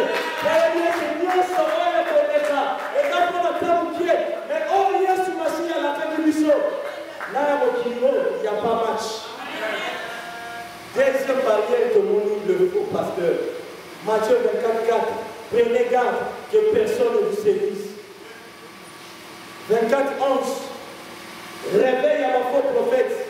Tout le monde y a la 2 Pierre 2, verset 1er, que voilà, juste pour la dernière œuvre à quoi? Dans Philippiens 3, 18 à 21, barrière à quoi? Tout le monde y a que ils sont pour Dieu. Leur vente. Nini Bible de l'objet de la sonne na bango. Au moins à quelqu'un qui dit bazo ya zo de solo. Masina assis à la 14. Amen amen. Amen. Mais aussi la tika qui est l'Afrique du Sud, quand voyez ailleurs na cravate moko, la taille facture na mosa 50 €. Amen amen. Frère, il faut ça la sonne aussi micro, l'émotion à peuple de Dieu, au moment de baba bêtise. C'est ça. Baza fier, j'ai une grande église. Et il faut ça la sonne là-bas. Mais tellement que ma serviteur alimentaire, il faut qu'à la vie, on ait fait du temps, après le temps. Au moins, on est Alléluia. Alléluia. Frère, et tous ceux qui savent, on a vu ce coquille. Troisième barrière. Tu as des barrières pour empêcher ton vraie délivrance. Barrière à l'idosio. Tolobeli, Tomoni, les aliments qui a connaissance, il y a œuvre et il y a quoi. Deuxième, Tomoni, ma faux prophète. Troisième, Ezali, ma soum. Alléluia. Alléluia.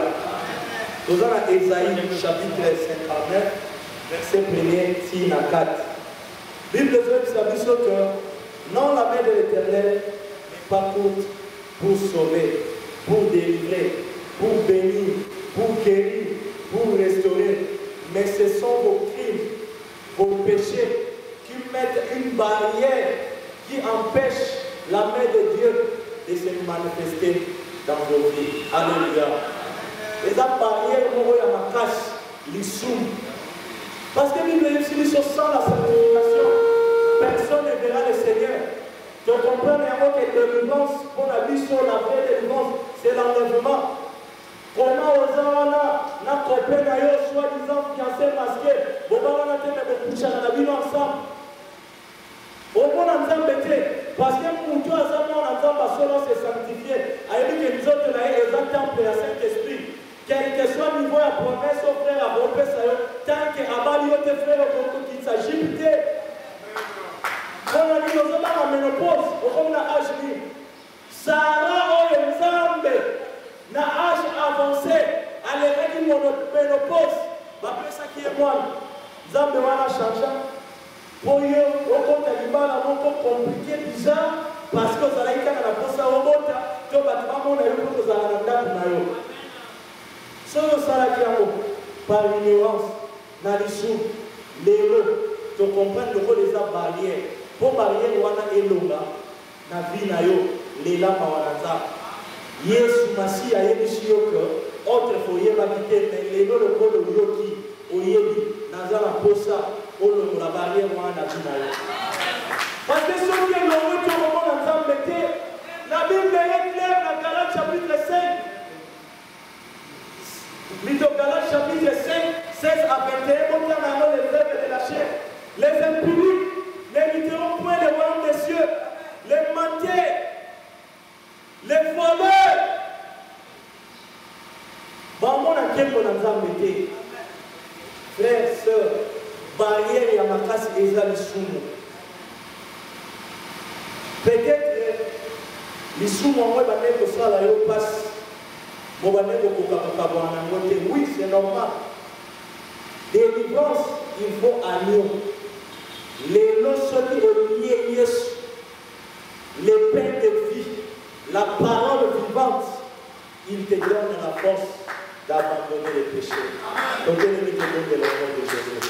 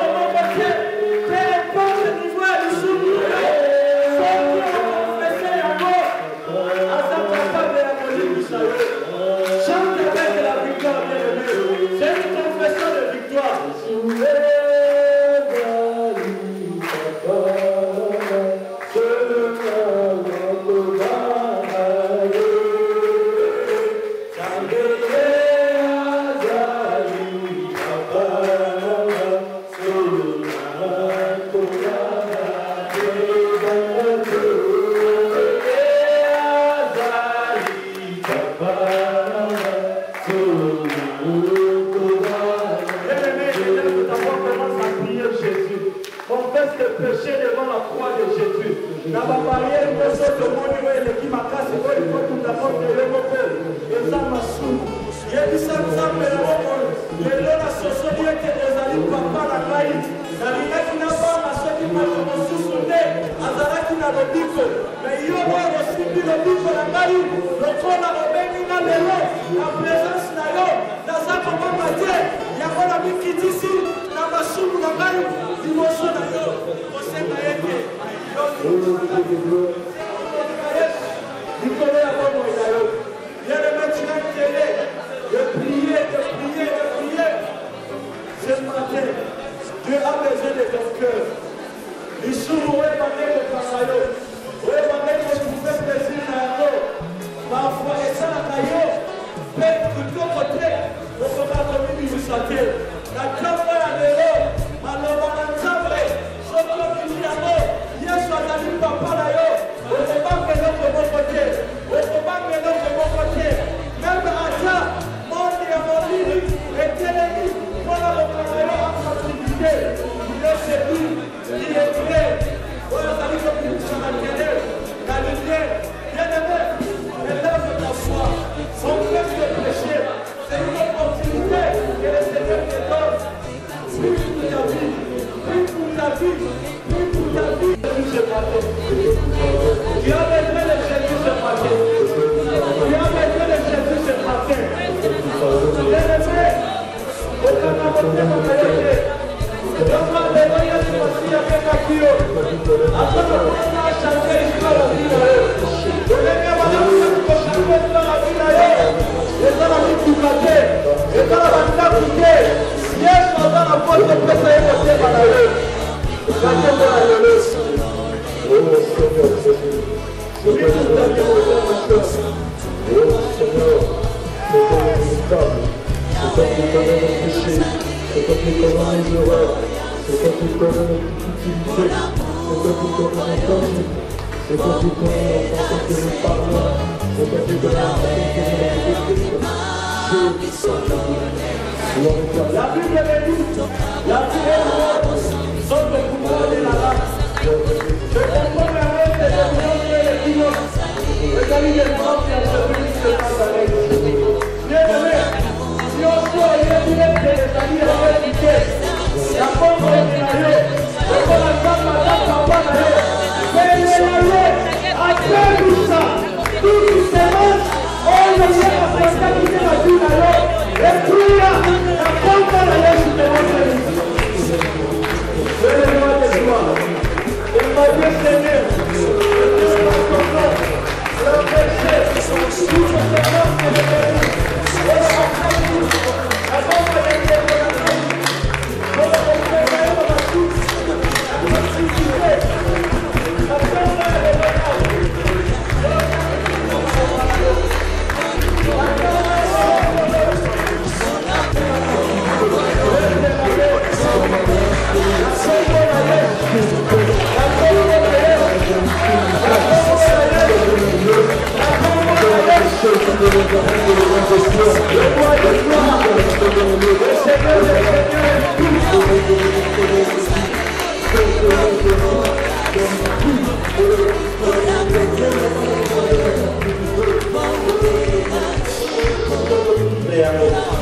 la Bible me dit dans Romains chapitre 8, il n'y a donc aucune condamnation pour ceux qui sont dans Jésus.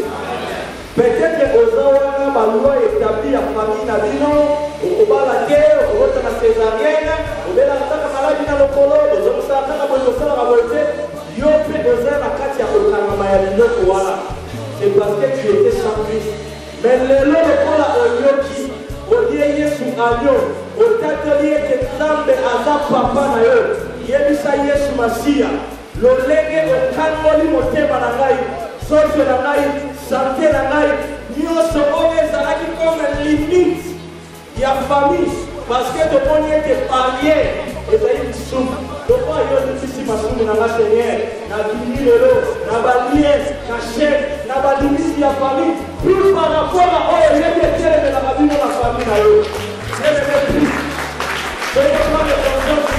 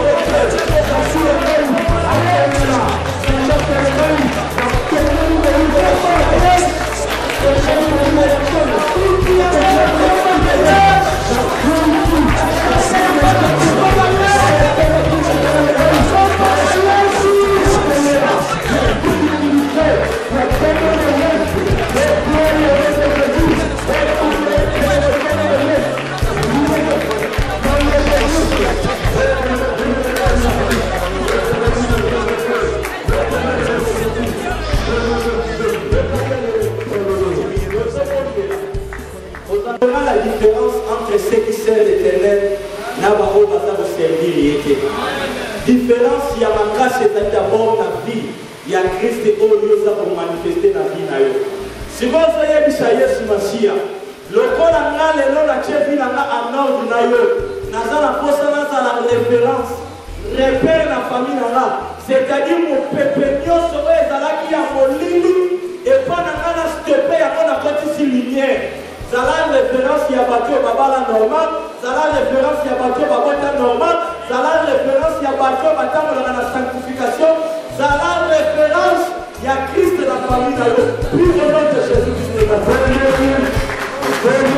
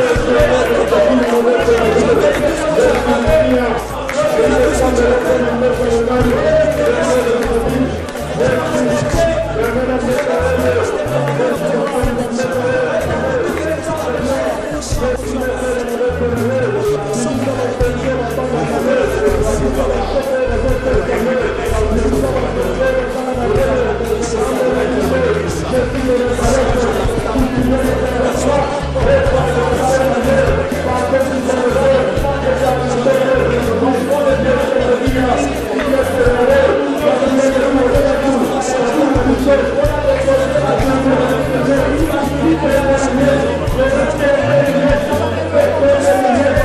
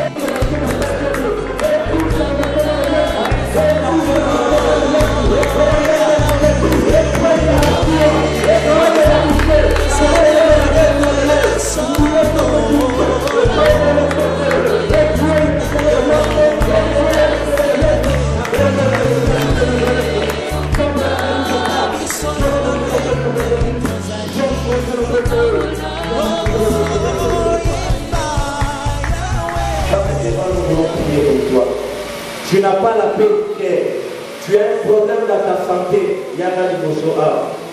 Version de l'évangile, sans effet, ils avaient sans effet. Celui que quand on se tourne, Jésus-Christ, il était le Tout-Puissant, il nous faut acquérir.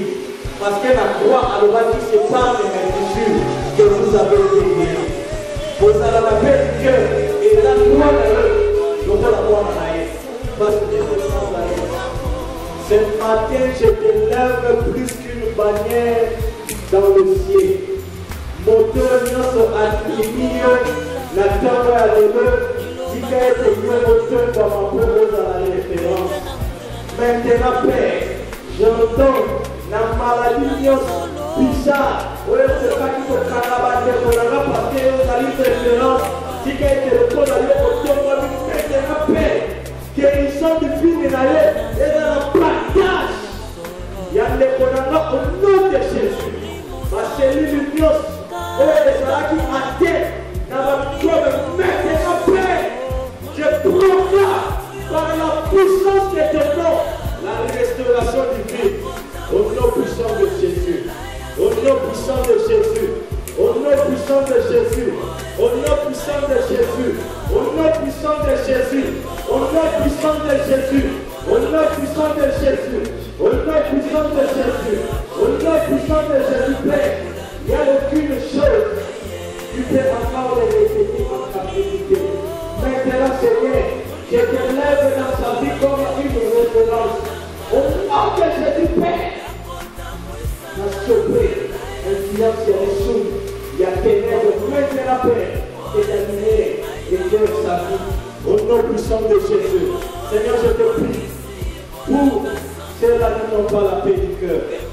Seigneur, je vous laisse ma paix. Il n'y a aucun hasard de poste à nous. Et là, le rôle à l'homme qui les offre sa terre. Maintenant, Père, honore ta parole. Que la joie qui est produite par le Saint-Esprit habite le cœur de mes frères et sœurs. Père, que la joie qu'aucune femme, aucun homme, aucune fortune dans ce monde peut donner, Seigneur, qui est seulement produit par ton esprit, soit leur partage dans le nom puissant de Jésus. Seigneur, je proclame ta victoire dans l'air. Je recommande, Seigneur, mon Dieu, c'est pour aller casser les cicatrices. Merci à l'eau. Pour il nous a agneau de Dieu. Pour le voyage qui peut compter véritablement, ma souille à mon tir, Toyo qui n'a pas les autres, ton lignée de Théologie, Nicolo et Agneau sur Osalia Moïsaka. Voilà pourquoi, Seigneur, je proclame la victoire, la sainteté dans leur vie. Maintenant, Seigneur, et dans les sous-sous, mon côté, il y a impudicité, il y a masturbation, il y a cupidité, il y a mensonge. Oh, il faut qu'il faut dominer Nicolas là-bas. Parce que ta parole libère. Seigneur, merci pour ce que tu as opéré au milieu de nous. Quel témoin que Jésus-Christ nous a visité. Reçois l'honneur, la puissance, au nom puissant de Jésus, nous disons tous. Amen. Amen. Amen. Amen.